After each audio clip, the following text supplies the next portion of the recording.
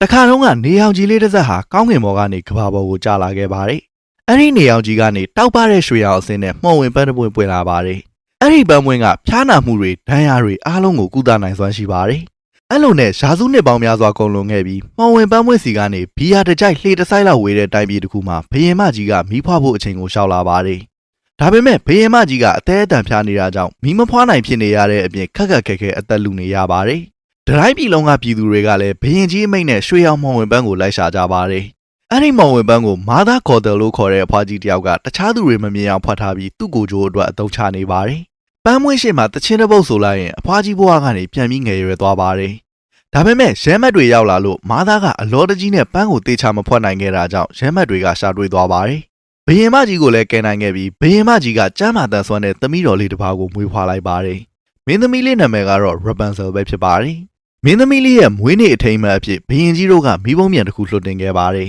။မာသာကတော့မှော်ပန်းမွေးမရှိတော့လို့သူ့ရဲ့ငယ်ရွယ်နှုတ်ပြမှုတွေပြန်ရဖို့အတွက်မင်းသမီးလေး Rapunzel စီကိုရှောက်လာပါတယ်။သူထင်ထားသလိုပဲ Rapunzel ရဲ့ဆန်ရွယ်တွေမှာပန်းမွေးရဲ့မှော်ပညာကဆက်ပြီးရှိနေပါတယ်။တချင်းဆိုလိုက်တာနဲ့မာသာကအဖွားကြီးဘွားကနေပြန်ငယ်သွားပါတယ်။သူက Rapunzel ရဲ့သပင်ကိုဖျက်ယူလိုက်ချိန်မှာတော့ပြတ်သွားတဲ့သပင်ကမှော်အစွမ်းမဲ့သွားပြီးအညိုရောင်ပြောင်းသွားပါတယ်။အဲဒါကြောင့်မာသာကသူ့အမြဲတမ်းနှုတ်ပြနေဖို့ Rapunzel လေးကိုခိုးယူသွားပါတယ်။အဲနောက်မှာတော့မင်းသမီးလေးကိုတောနဲ့ကြီးတွေကမျှော်စင်မြင့်ကြီးပေါ်မှာထားလိုက်ပါတယ်။ဘယင်ကြီးတို့ကသမီးတော်လေးကိုဒရိုင်းပြည်လုံးနေရာအနှံ့ရှာပေမဲ့မင်းသမီးလေးကပျောက်ချင်းမလှပျောက်သွားခဲ့ပါတယ်။မာသာက Rapunzel ရဲ့အမေအောင်ဆောင်ပြီးမှော်အစွမ်းတွေကိုအသုံးချပါတယ်။အပြင်လောကကြီးကအန်နီယံများတယ်လို့လဲ Rapunzel ကိုအယုံသွင်းပြီးသူ့ရဲ့မှော်ပန်းမွေးအသစ်လေးကိုမျှော်စင်ကြီးပေါ်မှာပဲတစ်ချိန်လုံးပိတ်လှောင်ထားပါတယ်။ဘယင်ကြီးနဲ့ဘယင်မကြီးတို့ကတော့ Rapunzel ရဲ့မွေးနေ့ရောက်တိုင်းသူတို့သမီးလေးတစ်နေ့မှပြန်လာလိမ့်မလားဆိုတဲ့မျှော်လင့်ချက်နဲ့ထောင်ချီတဲ့မိဘုံတွေလွှတ်ကြပါတယ်။ Rapunzel ကလည်းမျှော်စင်မြင့်ကြီးပေါ်ကနေဘာမှမသိတဲ့အလင်းရောင်တွေကိုနှစ်တိုင်းငေးကြည့်နေလေးရှိပါတယ်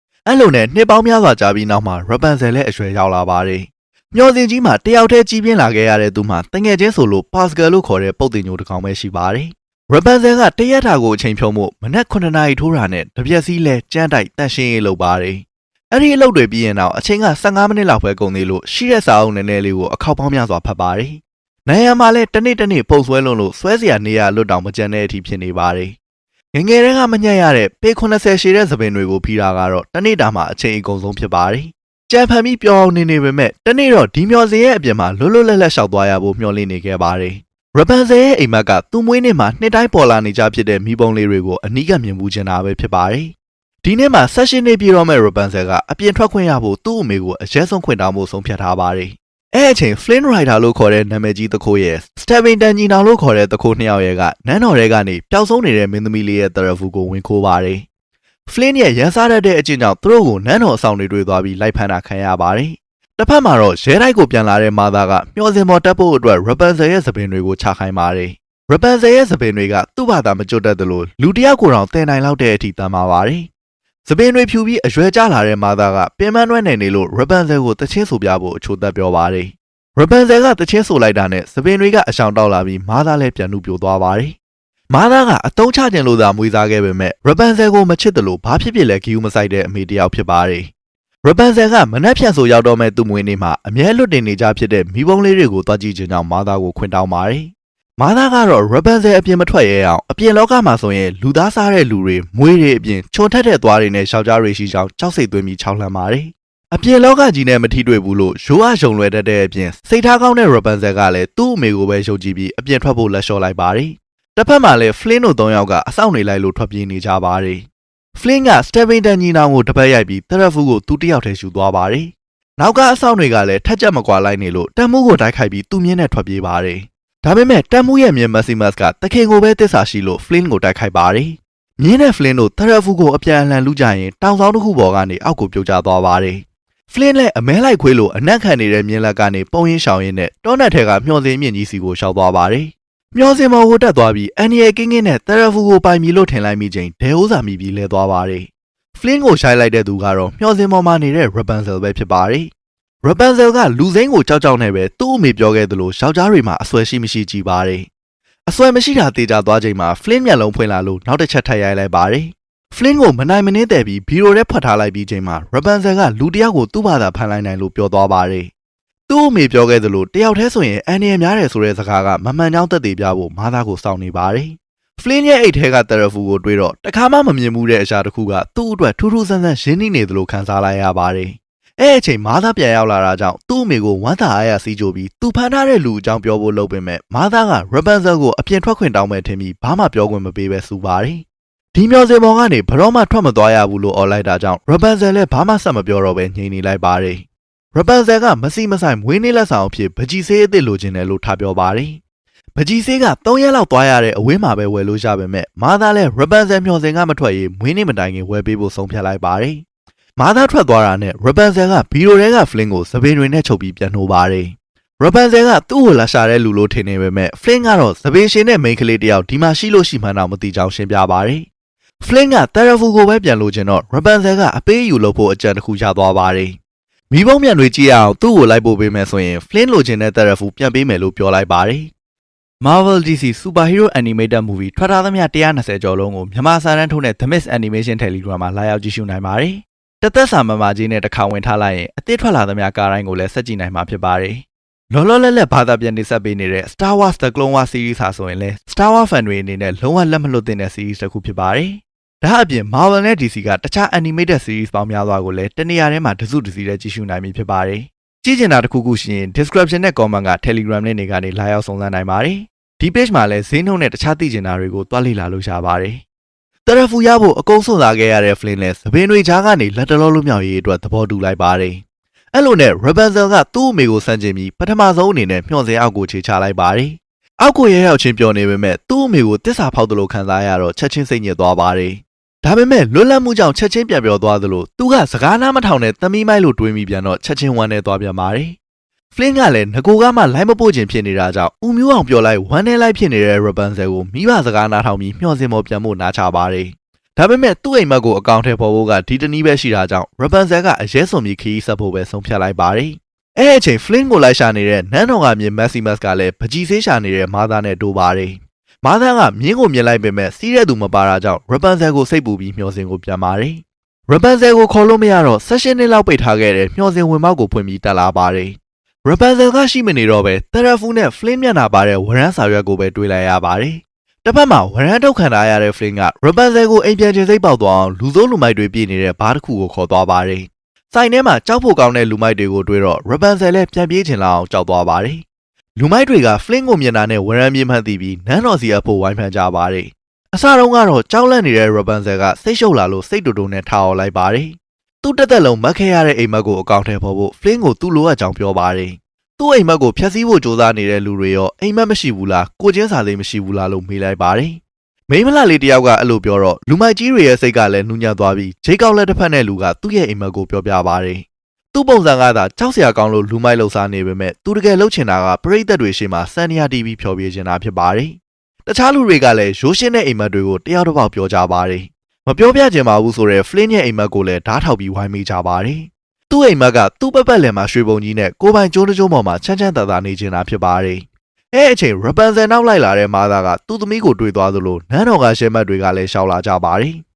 Flynn ကိုရဲမက်တွေလိုက်ရှာနေကြချိန်ဘာကလူဆိုးတွေက Rapunzel ရဲ့အိမ်မက်ကိုအကောင့်ထဲပေါ်နိုင်ဖို့ Flynn တို့ကိုလျှို့ဝှက်လန့်ဖွင့်ပေးလိုက်ပါတယ်။ရဲမက်တွေကလျှို့ဝှက်လှိုင်ကောင်းကိုရှာမတွေ့ကြပေမဲ့ Maximus ရောက်လာပြီး Flynn ကိုအနံ့ခံပါတယ်။သူ့ကြောင့်လျှို့ဝှက်လန့်ရှိနေတာသိသွားပြီးအားလုံး Flynn နောက်ကိုလိုက်ကြပါတယ်။တစ်ဖက်မှာအဖမ်းခံထားရတဲ့ Stephen ညီနောင်ကလည်းအဆောင်ကိုတိုက်ခိုက်ပြီး Flynn ကိုလက်စားချေဖို့လိုက်လာပါတယ်။ဖြစ်သမျှအကုန်လုံးကိုစောင့်ကြည့်နေတဲ့မာသားကသူတို့နောက်ကိုမလိုက်ပဲဘာကလူတယောက်ကိုတားထောက်ပြီးလျှို့ဝှက်လန့်ရဲ့ထွက်ပေါက်ကိုပဲမေးလိုက်ပါတယ်။တစ်ဖက်မှာလျှို့ဝှက်လန့်ကနေအပြင်ကိုထွက်လာနေကြတဲ့ Flynn တို့ကလည်းလွတ်ပြေထင်တဲ့စိတ်အေးလက်အေးဖြစ်နေပါတယ်။ Rapunzel နဲ့ Flynn တို့ကတယောက်အကြောင်းတယောက်စိတ်ဝင်စားလာကြပါတယ်။စကားပြောလို့အဆင်ပြေနေတော့လေးမှာနောက်ကလိုက်လာတဲ့ရဲမက်တွေကြောင့် Rapunzel တို့အသေးအတန်ထွက်ပြေးကြရပါတယ်။ရဲမက်တွေအပြင်တခိုးညီနောင်ကပါလိုက်လာတာကြောင့်ပြေးပေါက်ပိတ်နေတော့မှ Rapunzel ကသူ့စပင်တွေနဲ့တောင်ဆုံးမော်ကိုတက်ပြေးပါတယ်။ဒဲအိုးတလက်နဲ့ကြံခဲ့တဲ့ Flynn ကလည်းစစ်သားတွေအားလုံးကိုအမှောက်သိမ်းနိုင်လိုက်ပေမဲ့မြင်းနဲ့ကြမှာရှုံးသွားပါတယ်။ကက်ကောင်းစွာပဲ Rapunzel ကလို့နှစ်ယောက်လုံးလွတ်လာခဲ့ပါတယ်။အဲ့အချိန်လျှို့ဝှက်လန့်ထွက်ပေါက်မှာစောင့်နေတဲ့မာသားက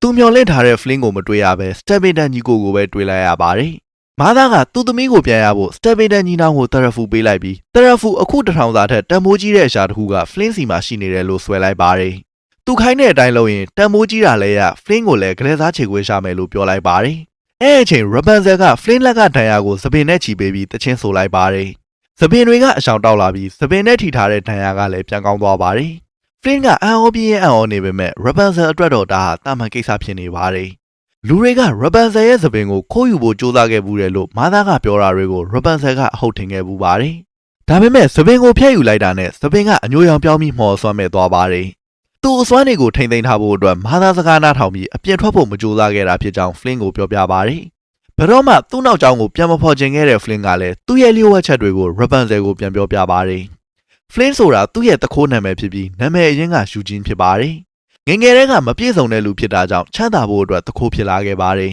။ Flynn ကထင်းလိုက်ကောက်နေတော့ Rapunzel စီကိုသူ့အမေရှောက်လာပါတယ်။ Flynn ကတရဖူကိုလိုချင်လို့ Rapunzel ကိုကတ်နေတာဖြစ်ပြီးတရဖူကိုပေးလိုက်တာနဲ့ Rapunzel ကိုစွန့်ပစ်သွားမှာလို့မာသားကပြောပါတယ်။ Rapunzel ကတော့မယုံလို့ Flynn ကိုတရဖူပေးကြည့်လိုက်လို့ပြောပါတယ်။ Rapunzel ကလည်းသူ့အမေမှန်နေမှာကိုစိုးရိမ်တဲ့အတွက်ယူဂျင်းကိုချက်ချင်းမပေးရသေးပဲဖွက်ထားလိုက်ပါတယ်။နောက်တနေ့မနက်မှာတော့ Maximus ရောက်လာပြီး Flynn ကိုနန်းတော်စီဖန်ခေါ်သွားဖို့လုပ်ပါတယ်။မြင်းဆွဲတာခံနေရတဲ့ Flynn ကို Rapunzel ကပြန်ဆွဲလူပါတယ်။ Maximus ကလည်းသဘောကောင်းပြီးနူးညံ့တဲ့ Rapunzel ကိုတွေ့တော့သဘောကျသွားပါတယ်။မိဘုံမြတ်ကြီးကျင်တဲ့သူ့ရဲ့အိမ်မက်ကိုအကောင့်ထဲပေါ်ဖို့တရက်ပဲအချိန်ပေးဖို့တောင်းဆိုပါတယ်။ Maximus ကလည်းတငယ်ချင်းအသစ်ဆက်ဆက် Rapunzel မျက်နှာနဲ့ Flynn ကိုတရက်လောက်လှုပ်ပေးထားဖို့ဆုံးဖြတ်လိုက်ပါတယ်။အဲ့လိုနဲ့ Rapunzel တို့နှစ်ယောက်ကမြို့တော်ကိုရှောက်သွားကြပါတယ်။စီကားနေတဲ့မြို့ကြီးပြကြီးကိုမမြင်ဘူးတဲ့ Rapunzel ကပျော်ရွှင်တက်ကြွနေပါတယ်။ဒါပေမဲ့သူ့စပင်အရှိကြီးကြောင့်သွားရလာရတာဒုက္ခရောက်နေလို့ Flynn ကကလေးတွေကိုစပင်ကျစ်ပေးဖို့အကူအညီတောင်းလိုက်ပါတယ်။စပင်ကိုတတ်ရဲပြင်ဆင်ပေးလိုက်တော့တောသူမလေး Rapunzel လည်းမြို့ထဲကလူအုပ်ကြီးကြားမှာလွတ်လွတ်လပ်လပ်ပြောလို့ရသွားပါတယ်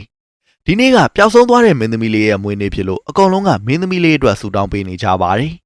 ညနေဆောင်တဲ့အချိန်မှာတော့မိဘုံမြတ်တွေကို view ကောင်းကောင်းကနေကြည့်ရအောင် Flynn ကလှင်ကားထားပါတယ်။ခုမှအမြင့်ကြီးကားသား Maximus ကလည်းသူတို့ကိုမနှောက်ယှက်ပဲလှေစိတ်မှနေခဲ့လိုက်ပါတယ်။မိဘုံမြတ်တွေကိုမြောက်ဝါးထင်နေမြင်ချင်မိတာက Rapunzel ရဲ့16နှစ်ကြာအိမ်မက်ကြီးတစ်ခုဖြစ်ပါတယ်။ဒီအိမ်မက်ကိုအကောင့်ထဲပေါ်ပြီးရင်ဘာဆက်လုပ်ရမလဲမသိဘူးလို့ယူဂျင်းကိုပြောတော့ယူဂျင်းကနောက်အိမ်မက်တစ်ခုဆက်မှတ်ဖို့ပြန်ပြောပါတယ်။ဘယင်ကြီးနဲ့ဘယင်မကြီးတို့ကမိဘုံမြတ်စားလုပ်လိုက်ချိန်မှာတိုင်းပြည်လုံးကပြည်သူတွေကလည်းမိဘုံမြတ်တွေလွှတ်တင်ကြပါတယ်။ Rapunzel လည်းဘဝရဲ့အတိတ်ပဲတွေအားလုံးပြေဝသွားရသလိုမျိုးပျော်ရွှင်နေပြီးသူ့အိမ်မက်တွေဖြစ်ခွင့်ရလို့ယူဂျင်းကိုကျေးဇူးတင်နေပါတယ်။တရဖူကိုလိုချင်လို့ဒီနေရာထိလိုက်ဖို့ပေးခဲ့တဲ့ယူဂျင်းကလည်းတရဖူကိုခရီးတော်မဆိုင်တော့ပဲနှစ်ယောက်သား fall in love သွားပါတယ်။နှစ်ယောက်တည်းကပါဖြစ်ပြီးကြည်နူးနေချိန် Stepping တန်ညီနောင်ရောက်လာတာကိုတွေ့တော့ Flynn က Rapunzel ကိုကာကွယ်ဖို့အတွက်တရဖူကိုသွားပေးပါတယ်။တရဖူကိုယူပြီးသူတို့ကိုမနှောက်ယှက်တော့ဖို့ပြောပေမဲ့ Stepping တန်ညီနောင်ကတော့တရဖူထက်အဖို့တန်တဲ့ Rapunzel ကိုပဲလိုချင်နေပါတယ်။ Rapunzel ကတော့တရဖူကိုယူပြီးယူဂျင်းသူ့ကိုပြစ်သွားမလားဆိုတဲ့စိုးရိမ်စိတ်နဲ့ကန်းဆက်မှာတယောက်တည်းယူဂျင်းကိုစောင့်နေပါတယ်။သူ့စီကို Stepping တန်ညီနောင်ရောက်လာပြီး Flynn ကတရဖူကိုယူပြီး Rapunzel ကိုလည်းရောင်းစားသွားပြီလို့ပြောလိုက်ပါတယ်။ Flynn ထွက်သွားတာကိုလည်းမြောက်ဝါးထင်နေမြင်လိုက်ရလို့ Rapunzel ကမယုံနိုင်အောင်ဖြစ်နေပါတယ်။အချိန်ကိုက်ဆိုသလို Rapunzel ကိုကယ်မဲ့မာသာလျှောက်လာတာကြောင့် Rapunzel ကရောင်းစားခံရမယ့်ဘဝကနေလွတ်သွားပါတယ်။အသေးကွဲသွားတဲ့ Rapunzel ကသူ့အမေပြောတာမှန်တယ်လို့ယုံကြည်သွားပြီးမျှော်စင်ကိုအသာတကြီးပြန်လိုက်သွားပါတယ်။အဲ့အချိန် Flynn ကတရဖူကန်ရက်နဲ့ကျိုးတုပ်ရက်သားလှေကနန်းတော်ကိုစိုက်လာပါတယ်။ဒုတ်ကြခံလိုက်ရပြီးအဖက်ခံလိုက်ရတဲ့အချိန်တွေမှာ Flynn က Rapunzel ကိုစိတ်ပူနေပါတယ်။မျှော်စင်ကိုပြန်ရောက်သွားတဲ့ Rapunzel ကတော့ဝမ်းနဲ့နေရင်မျိုးထဲကနေသူယူလာတဲ့နေအမှတ်သားလေးကိုဖျက်ကြည့်မိနေပါတယ်။ဖျက်ကြည့်နေရင်သူ့ရဲ့မျှော်စင်တစ်ခုလုံးမှာနေအမှတ်သားတွေရှိနေတာကိုတွေ့လိုက်ရပါတယ်။တဖြည်းဖြည်းပြန်မြင်လာတဲ့တစားတစားမှတ်ဉာဏ်တွေကြောင့်သူဟာပျောက်ဆုံးနေတဲ့မင်းသမီးလေးပဲဆိုတာသိသွားပါတယ်။အဲ့အချိန်ကျိုးပိတ်ခံရမဲ့ Flynn ကအဖက်ခံထားရတဲ့ Stepping တန်ညီနောင်ကိုမြင်တော့ Rapunzel ဗမာလဲလို့ဒေါသတကြီးမေးပါတယ်။အဖွားကြီးတယောက်ခေါ်သွားတယ်လို့ပြောတော့မျှော်စင်ကိုပြန်ပါသွားတယ်ဆိုတာသိသွားပါတယ်။တစ်ဖက်မှာ Rapunzel ကလည်းမာသားဟာသူ့အမေအရင်မဟုတ်ပဲသူ့အစွမ်းတွေကိုအသုံးချဖို့ဖမ်းထားတယ်ဆိုတာသိသွားပြီးအကြီးအကျယ်တောင်းကြပါတယ်။လူတွေအကျိုးအတွက်အသုံးပြုလို့ရတဲ့စွမ်းအားတွေကတကူကောင်းဆန်တဲ့အဖွားကြီးကြောင့်သူ့တစ်ဘဝလုံးအချိန်တွေကုန်ခဲ့ရတာကိုစိတ်တူနေပါတယ်။မာသားကပုံကန်လာတဲ့ Rapunzel ကိုအနုနီးနဲ့ကင်တွယ်လို့မရတော့ဘူးဆိုတာသိလို့အကျန်းနီးနဲ့ကင်တွယ်ဖို့ဆုံးဖြတ်လိုက်ပါတယ်။တစ်ဖက်မှာ Flynn စီကိုဘားကလူဆိုးတွေရှောက်လာပြီးကျိုးပိတ်ခံရရဆဲဆဲအခြေအနေကနေလာခဲ့ပါတယ်။သူတို့ကိုတောက်ခေါ်လိုက်တာကတော့တစ္ဆာရှိမြင့်မြူကြီး Maximus ဖြစ်ပါတယ်။ Maximus က Flynn ကိုရဲတိုက်စီအမြန်ခေါ်သွားပါတယ်။ရဲတိုက်ရောက်တော့စပင်တွေချပေးဖို့ Rapunzel ကိုလှမ်းအော်ပြောလိုက်ပါတယ်။စပင်တွေကြားလာတော့အပေါ်ကိုတက်သွားပြီးရှားရောက်ချင်းဘလောက်လွမ်းကြောင်းတွေပြောနေပေမဲ့ Rapunzel ကပါဆက်ပိတ်ပြီးကြိုးတုပ်ခံထားရပါတယ်။မာသားက Flynn နောက်ကနေဓာတ်နဲ့ထိုးလိုက်ပြီးဒီတစ်ခါမှာတော့ Rapunzel ကိုအဝေးဆုံးခေါ်သွားဖို့လုပ်ပါတယ်။ Rapunzel ကတော့သူ့အသက်ရှင်နေသေး၍အချိန်တိုင်းထွက်ပြေးဖို့ဆက်ကြိုးစားနေဦးမှာလို့ပြန်ပြောပါတယ်။အသာတကြီးလိုက်စေခြင်း Flynn နိုင်ရာကိုကူတာဝင်ပေးဖို့မာသားကိုတောင်းဆိုပါတယ်။မာသားကလက်ခံလိုက်တော့ Rapunzel ကသူ့စပင်ရဲ့မော်အစွမ်းနဲ့ Flynn ကိုကူပေးဖို့လုပ်ပါတယ်။ဒါပေမဲ့ Flynn ကရုတ်တရက် Rapunzel ရဲ့စပင်ကိုဖျက်ချလိုက်ပါတယ်။ ဖျက်ချခံလိုက်ရတဲ့သပင်တွေကစွာမဲ့သွားသလိုကြံခဲ့တဲ့သပင်တိုတွေကလည်းအညိုရောင်ကိုပြောင်းသွားပါတယ်။ Flynn ကသူ့အသက်ထက် Rapunzel ကိုလွတ်မြောက်စေခြင်းလို့သပင်တွေကိုဖျက်လိုက်တာဖြစ်ပါတယ်။သပင်တွေသာဆက်ရှိနေရင်မာသားကလည်း Rapunzel ကိုအမြဲတမ်းချုံနှောင်ထားနေအောင်မှသိကြပါတယ်။မော်အစွမ်းနေမရှိတော့လို့အိုစားသွားတဲ့အဖွားကြီးကအယူတစ်ပိုင်းဖြစ်နေပါတယ်။အခွင့်အရေးကိုအသုံးချတတ်တဲ့ဘာစကက်ကသပင်ကိုဆွဲပြီးမျောစင်မော်ကပြုတ်ကျအောင်လုပ်လိုက်ပါတယ်။မျောစင်အောက်ကိုရောက်တော့အဖွားကြီးကပျောက်သွားပါတယ်။ Rapunzel က Flynn ကိုမကယ်နိုင်လို့ဝမ်းနေပြီးမျက်ရည်ကျလာပါတယ်။သူ့ရဲ့မျက်ရည်တစ်စက်က Flynn ရဲ့ပါပေါ်ကျသွားချိန်မှာ Flynn ရဲ့ဒဏ်ရာကိုပြန်ကောင်းသွားစေပါတယ်။ Flynn လည်းအသက်ရှင်သလို Rapunzel လည်းလွတ်မြောက်သွားပြီးနောက်မှာတော့နန်းတော်ကိုပြန်လာနိုင်ခဲ့ပါတယ်။တော်ဝင်မင်းသမီးလေး Rapunzel ကတခိုးပေါင်းလေးယူကြီးနဲ့တက်ဆုံးနိုင်ပေါင်းဖက်ရင်အေးအေးချမ်းချမ်းပျော်ပျော်ရွှင်ရွှင်နေထိုင်သွားပါတော့တယ်။